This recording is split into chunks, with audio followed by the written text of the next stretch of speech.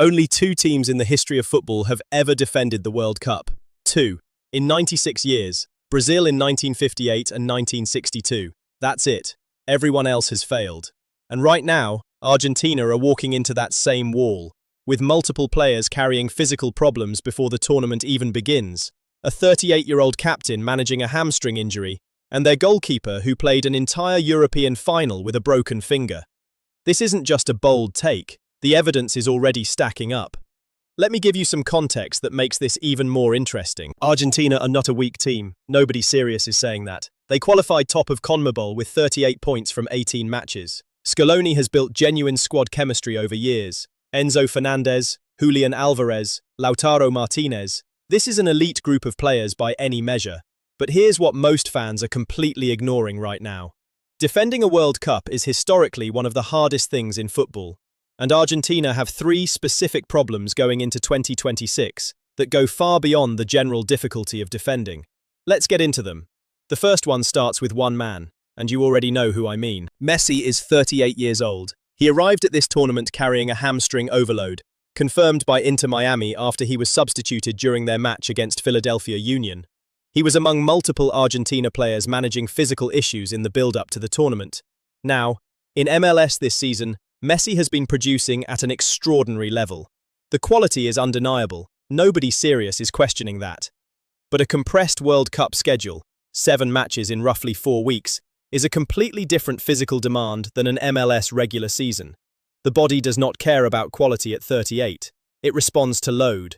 And the load at a World Cup is brutal. In my opinion, the real danger is not whether Messi starts the first game. It's what happens when Argentina need him for 90 minutes in a knockout match, a quarter-final, a semi-final, and his body simply cannot deliver it at full intensity.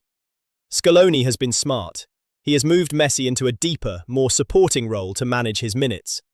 But that also means Argentina's attack now requires Alvarez and Lautaro to create and finish without Messi at his peak. That is a genuinely different team to the one that lifted the trophy in Qatar. Now, the other side of this argument is completely fair. Messi was top scorer in South American qualifying with 8 goals. He has scored in Argentina's recent warm-up matches. The man is still performing at an extraordinary level for his age. That cannot be ignored. But here's what the numbers actually say. A 38-year-old carrying a hamstring overload, entering a 7-match tournament against the best teams on the planet, is a real risk. Not a guarantee of failure, a risk. And in World Cup football, risks become results. That's the first part of the picture. But here's where it gets genuinely complicated. Because even if Messi stays fit, Argentina's defensive structure is going into this World Cup with serious concerns at exactly the wrong positions. And this is the part most people are not talking about seriously enough. Emiliano Martínez, their goalkeeper and arguably the single most important player in their 2022 triumph, broke his finger in the warm-up before the Europa League final. And here is what makes this even more remarkable. He taped it up and played the entire match anyway. Kept a clean sheet, helped Aston Villa win the trophy. Classic Dibu. But entering a World Cup with a broken finger on your goalkeeper's hand is still a genuine concern. On top of that, Nahuel Molina has been managing a muscle problem. Gonzalo Montiel is also in rehabilitation, and Leandro Paredes has been dealing with a hamstring overload of his own. That is your goalkeeper, 2 fullbacks, and a key central midfielder, all simultaneously managing physical problems entering the most important tournament in football. In my opinion, the fullback situation is the most underrated weakness in this entire conversation. Based on available data, fullback vulnerability against elite wide players is already identified as Argentina's primary structural concern going into 2026. Think about who they could face. France with Kylian Mbappe, Portugal with Rafael Leao, England with Bukayo Saka. These are players who will run at those channels all night. And if Molina and Montiel are not fully fit, that is a tactical problem Scaloni cannot solve just by wanting it to be okay. The strong counter-argument here is real though. Christian Romero and Lisandro Martinez form one of the best centre-back partnerships in world football right now. Romero at 28 is at the absolute peak of his powers, and Scaloni's Argentina have shown they can adapt under pressure. They lost to Saudi Arabia in Qatar and still won the entire tournament. That resilience is not nothing. That is a proven quality. But most fans get this completely wrong. They judge Argentina's defense on their best day. The question is what happens on their worst day. when Dibu Martínez is managing a broken finger, when both fullbacks are racing against injury timelines, and when a team like France decides to go at those wide areas for 90 minutes. That is the version of this story that keeps the real analysts up at night. Now, everything I just said, it all leads to this third point. And this is the one most people completely miss. Because even if Messi stays fit, even if the defenders recover, Argentina are still walking into something that has destroyed every defending champion in the modern era. Since Brazil in 1958 and 1962, no team has successfully defended the World Cup. Not one. Every single defending champion in the modern era has failed to retain the trophy. France in 2002, eliminated in the group stage without scoring a single goal. Italy in 2010, group stage elimination. Spain in 2014, group stage elimination. Germany in 2018, group stage elimination. The numbers suggest this is not bad luck. This is a structural pattern in world football that repeats itself with extraordinary consistency. There is a strong argument that defending champions face a unique psychological and tactical burden that goes beyond fitness and squad quality. Every opponent studies them obsessively. Every coach in this tournament has a specific Argentina plan ready.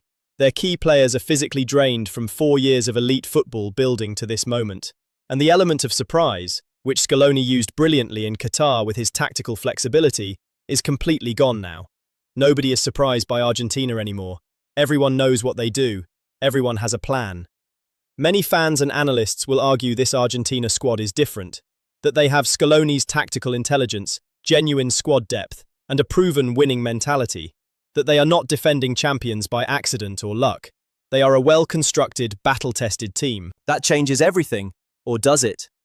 Because the numbers actually say that tournament experience and squad depth did not save France in 2002, did not save Italy in 2010, did not save Germany in 2018. History is not just a coincidence here, it is evidence. Consistent, repeating, undeniable evidence. So, 3 points. 3 pieces of evidence. Now let's bring it all together. My view is this. Argentina will not win the 2026 World Cup. Not because they are a bad team, they are genuinely one of the best squads in this tournament. But because the combination of what they are facing right now is historically dangerous. A 38-year-old captain managing a hamstring injury.